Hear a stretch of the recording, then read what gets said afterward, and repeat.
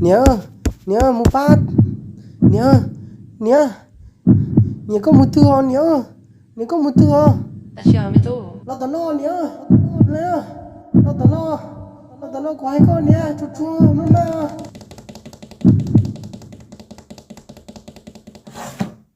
Achina, ja tang lo le na mi to. Mo lu da china. nhớ oh canchi mo canchi Kanji da china mi to. canchi canchi Kanji da china to. canchi to nhá Kanji tu na. Mo tu kanji tu mu to nya na. Mi to ni mo kanji na. mua họ nhá canchi đúng gì tôi plau plau chín chín xưa ui rồi đã tin là nó của chú của trắng này của đút thiệt tôi là đồ rong nó tuân thiệt chỉ bỏ chỉ của thiệt là hay có Yo mi to. U ta ko yo to lo le na. thế thiệt của hay thiệt của chỉ đã có nè một ba mà có một sáng kia có thiệt bao mà Ta mu yu to ko ai ko chi pao le na mi to. Ni yo kanji lo. do nè của tôi bỏ kia tôi plau ấy chín chín tôi đố ấy nè do Giờ mi to. Cho li à. Ta ko ya mu to tem bu rin bu sa mi to. cho một ba nhau nè thọ thọ có thiệt một ba nhà thọ nè thọ một ba nhà Tua giờ có giờ tua tua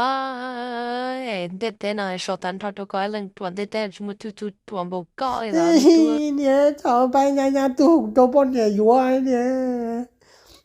con nè có tôi cái này giờ chú chua có đầy tia trẻ tôi căn đi mồ và đi tỏ con chua cô khi gặp bố à bây giờ bọn nhà này chỉ mua canh chim màu lo cho tôi là mà mi tua wow thế tia lên đây nè thì là mà mua cho tôi ôi yo giờ này có chị mà hai chị là bắt đầu một bữa cá mổ tua bọn trẻ nhớ trái bữa cá mổ tỏ có tua lại theo ya sợ liền有别的家都搞了多别的家了请看搞路是了mi chị nhớ tua thưa chị nó bán nè đâu căn chim màu tỏ nè lại thế nó哎，走个地嘛，加油去跑去！nó chưa cắn chim màu nè, nó chỉ cho thâu rết đầu nó nè, thâu rồi rết rồi tàu thế nào mà, có chỉ bao đi nè, có cái chỉ lên thôn ra rồi rết rồi tàu cái cha cứ chỉ bao đi, tuổi tết tia thì con nào mình thua, ồ một trắng tiền đến đó một trắng là mà, ôi chỉ bao là chỉ gì tia,